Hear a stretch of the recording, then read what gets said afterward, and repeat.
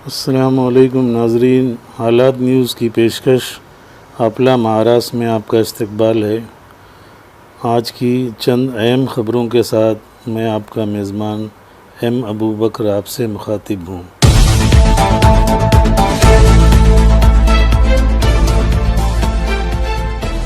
नाज़रीन, आप देख रहे हैं हालात का यूट्यूब चैनल और मैं एम अबू बकर आपसे मुखातिब हूँ। आज हमारी फाइनेंस मिनिस्टर निर्मला सीतारमन ने एक अखबार कहा कि माइग्रेंट वर्कर से रेल का किराया बिल्कुल वसूल नहीं किया गया और स्टेट गवर्नमेंट ने 15% और 85% सेंट्रल गवर्नमेंट ने उनका किराया बर्दाश्त किया है।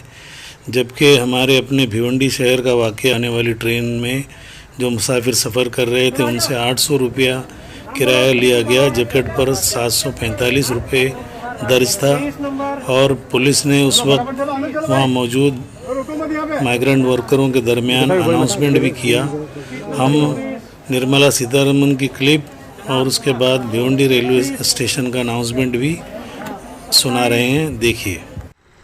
प्रधानमंत्री जी पहले बात बोले कि स्टेट जहां हो आप वहां रहिए, और हम we have been giving all kinds of assistance as much as possible, not really ideally, कितना हो सका, कितना संभव वो उतना करते आ रहे हैं। और ये भी अरेंजमेंट किया गया था कि स्टेट्स में जहां है वो उनको उधर खाना और रहने का कुछ व्यवस्था हो। उसमें गुरुद्वारे, चैरिटेबल ऑर्गेनाइजेशन सब भी शामिल हुए।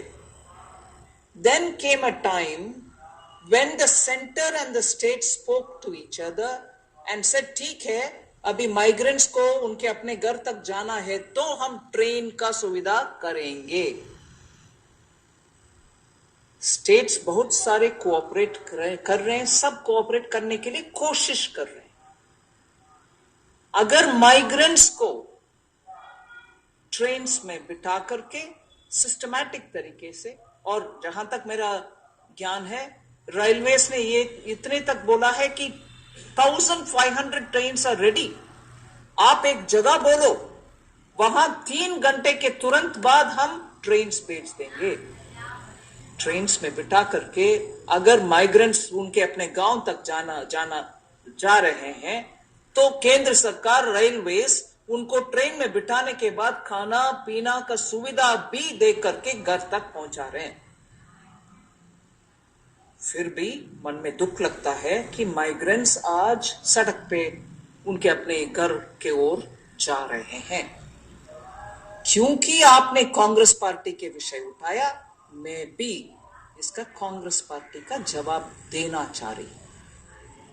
क्यों उनके अपने अपने राज्य सरकार जहां भी है और ट्रेन मंगवाएं और माइग्रेंट्स को उसमें बिठाएं और माइग्रेंट्स को इतने सुविधा के साथ, सुविधा काफी नहीं है फिर भी सुविधा के साथ उनके घर तक पहुंचाने के लिए उनके अपने राज्य को, जहां कांग्रेस के सरकार हो या जहां उनके स्नेह पार्टीज हैं, अलायंस पार्टीज हैं, उनके पास बात करके उनके साथ कोऑपरेट करके और ट्रेन मंगवाएं और माइग्रेंट्स को ट्रेन में बिठा करके उनके अपने घर भेजें।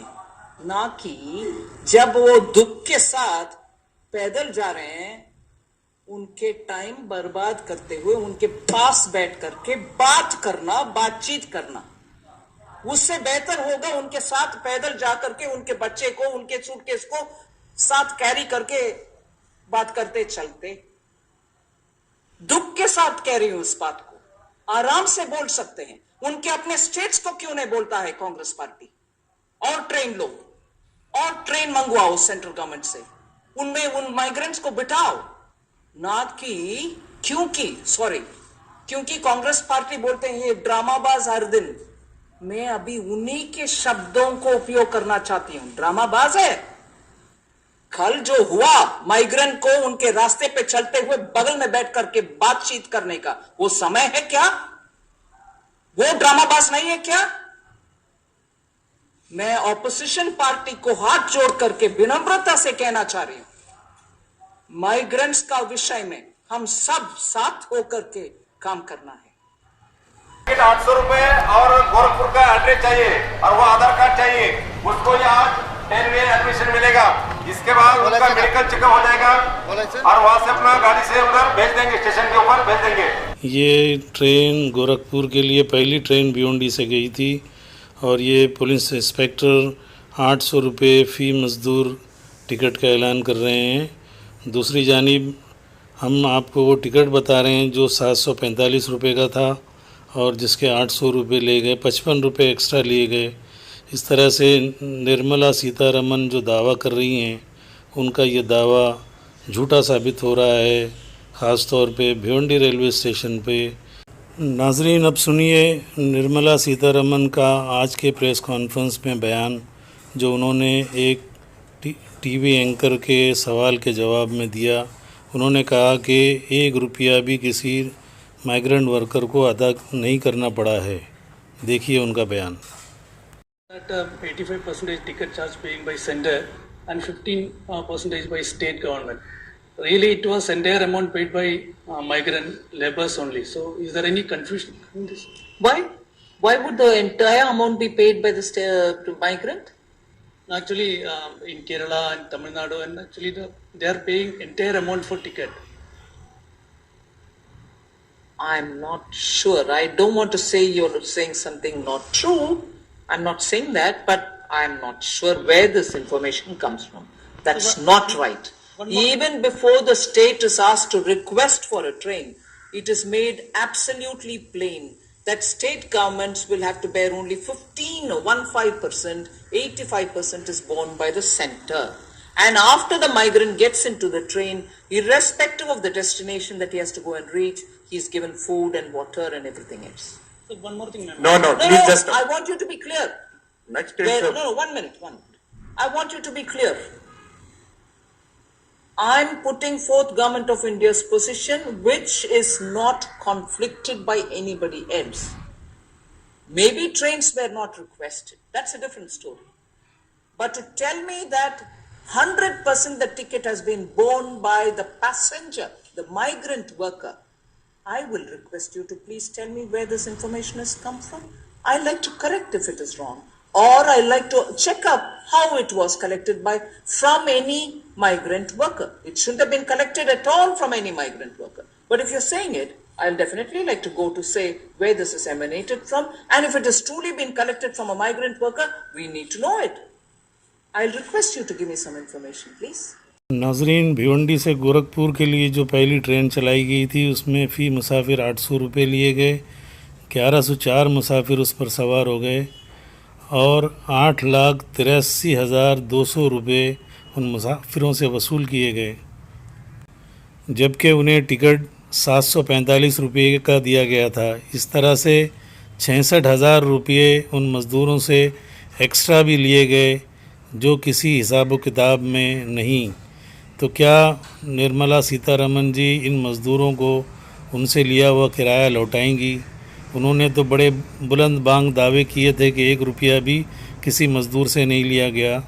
नाज़रीन, ये है गुजरात प्रदेश कांग्रेस कमेटी के प्रेसिडेंट, इनका बयान सुनिए। सरकार मुख्यमंत्री પોતાના માટે 200 કરોડ રૂપિયાનું પ્લેન લાવે, નમસ્તે ટ્રમ્પ કાર્યક્રમમાં 100 કરોડ રૂપિયા કરતાં વધારે રકમ ખર્ચે અને જ્યારે કોઈ પરપ્રાંતીય વ્યક્તિ પોતાના પરિવાર સાથે વતન જવા માંગતો હોય ત્યારે એની પાસે ભાડું માંગવાનું, એની પાસે બસ કે રેલવેનું ભાડું માંગે। એવા કપરા સંજોગોમાં કોંગ્રેસ પક્ષની જે વિચારધારા રહી છે કે કોંગ્રેસ પક્ષે હંમેશા આમ આદમીનો સાથ આપ્યો છે, એ સત્તામાં હોય કે વિપક્ષમાં હોય। આજે જ્યારે સરકાર હાથ ઊંચા કરે, સરકાર લોકોને ભગવાન ભરોસે છોડે ત્યારે કોંગ્રેસનું નેતૃત્વ સોનિયાજી રાહુલજી આગળ આવ્યા છે। આજે ગુજરાતના તમામ પરપ્રાંતીય લોકોને કહેવા માંગુ છું કે જે લોકોને વતન પરત જવું હોય અને પૈસાની સગવડ ના હોય એવા તમામ લોકો અમારા જિલ્લા કોંગ્રેસ સમિતિના કંટ્રોલ રૂમનો સંપર્ક કરે।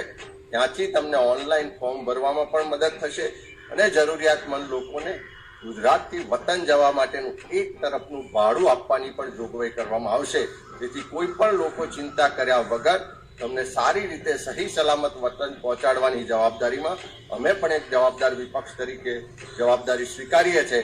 ને તમને ફોર્મ ભરવામાં પણ મદદરૂપ થઈશું ને તમને ભાડું આપવામાં પણ મદદરૂપ થઈશું। नाजरीन, मज़कूरा बाला तमाम बातों से ये साबित हो गया कि हम भिवंडी की बात करें तो यहाँ से 2 ट्रेनें जो गई पटना और गोरखपुर के लिए, इन दोनों ट्रेनों में मुसाफिरों से पैसे वसूल किए गए, जिसका सबूत हमने आपको दिया। इस तरह से निर्मला सीतारमन का वो दावा गलत साबित होता है कि मज़दूरों से पैसे नहीं लिए गए हैं। नाजरीन, हालात का यूट्यूब चैनल सब्सक्राइब कीजिए, बेल बटन दबाकर हमें ताउन कीजिए। शुक्रिया।